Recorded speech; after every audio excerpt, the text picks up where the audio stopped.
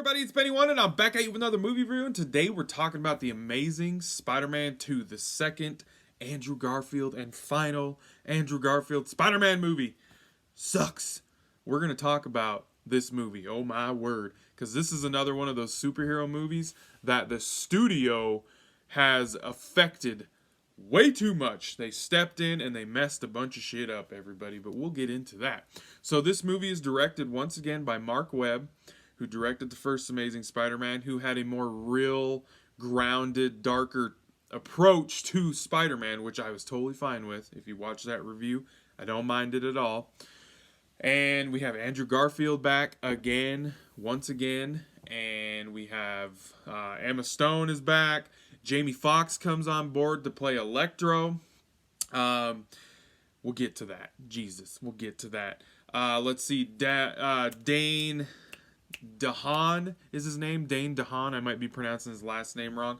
He plays Harry Osborn. We actually get to see Norman Osborn in this movie briefly before he dies, unfortunately. But Harry gets thrown into this mix.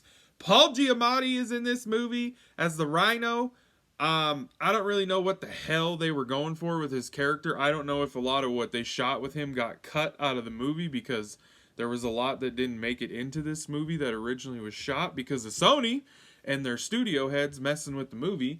But there's a scene in this movie where, in the beginning, Paul Giamatti is literally still in this truck with, like, it's plutonium or some shit in it, and he literally is in the truck going, like, the dude, Paul Giamatti, is an amazing actor. He's won awards for all sorts of performances. What in the hell were you guys having that guy do? Like, nonsense. I don't know what the hell they were. Wasted potential. That's all I have to say. Wasted potential. Yeah. I don't know what they were thinking. Sally Fields comes back to play Aunt May, everybody. I like her Aunt May. I like it because they made her look younger than the one from the Tobey Maguire franchise, but she's still older. So, because that was my biggest. I don't really enjoy the Aunt May from the Tom Holland Spider-Man movies because she's really young, or she just looks really young. So, but yeah, this movie is a mess. This movie's a hot mess, you guys, and it's because of the studio execs at Sony. They stepped in. They told Mark Webb, and it's very publicized. Like, Andrew Garfield came out and said after the movie was out that the studio stepped in and cut a movie that they did not film and plan on putting out, but the studio stepped in and cut it and made it that way because they wanted to play catch up with Marvel and build a universe and introduce the Sinister Six and all this other stuff. They were trying to get this Spider-Man universe going too fast, just like DC was doing around the same time that this movie came out. They were trying to catch up with the MCU and what Marvel and Disney were doing. And I'm glad they both have learned now. You can't do that. You got to take your time, build it up, work on it. Like, that's just how they need to do this shit. These studio execs back in like 5-6 years ago, just idiots, like, just stupid. You can tell because there's so many different tones in this movie, and there's so many main character arcs and plots and with the story, and then you have all these side plots and subplots, and when you get so kind of like Spider-Man 3, the Tobey Maguire Spider-Man 3 movie, when you have so many characters, villains, main plots, subplots, thread plots, whatever, because you're trying to build this universe that's going to expand it and make it all bigger and all this shit, it makes a mess of the movie in general and the story and the flow of the movie and how it is all affecting and getting rolled out and the way people watch it. It affects, like me, it affects the way I watch a movie. Is there great action in the movie? Yes, there's awesome action. The scene in Times Square with Electro and Spider-Man where they slow it down in the slow motion, you can see the electricity traveling up that little stair thing in the railing in Times Square. That's awesome shit. Great action in this movie. Like, there is. The fight scene between the new Green Goblin, because that was cool too in the bell tower. We'll get to that though. But yeah, there's great action. Like, the movie's not like god awful horrible, but the story is just a hot mess because of the studio affecting it.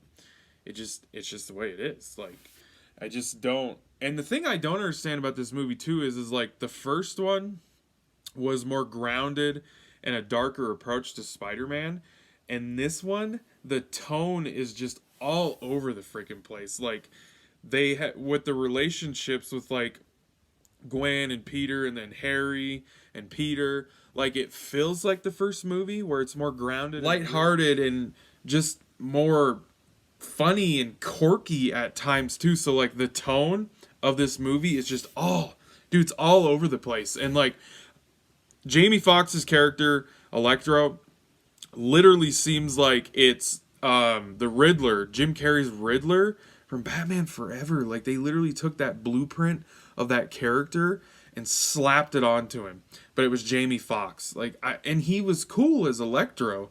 Like, I thought they did a good job with him, and that's the thing. I would say, for me, the villains, this is probably the weakest set of villains in a Spider-Man movie, is this movie.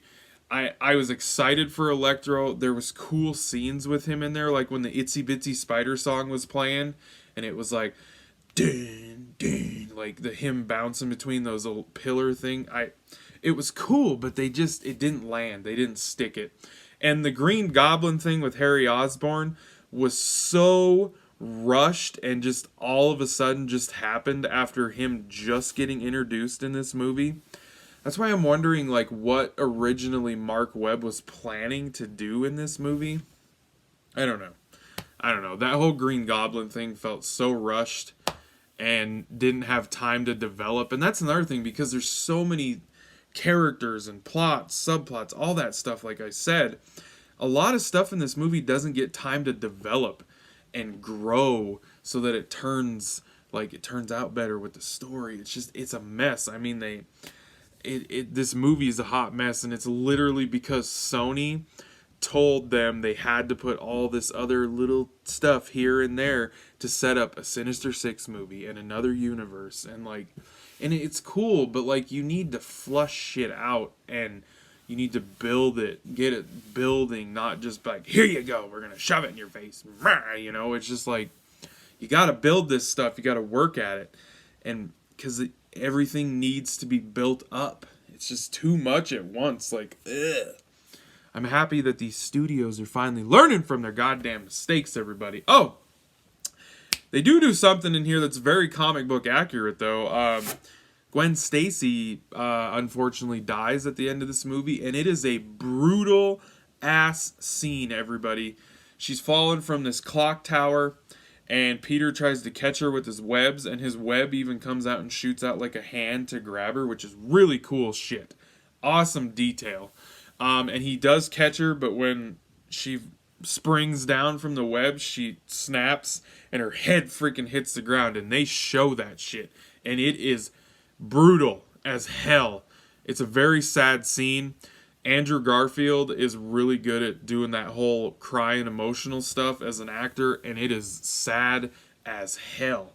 And that shit happens in the comic books, and they replicated that, and that was really sad. Whew, really, really sad. So guys, this is most definitely one of the weaker Spider-Man movies. I think I'm going to give this one the same score that I think I gave the Tobey Maguire Spider-Man 3. I'm going to give this one a 6 out of 10.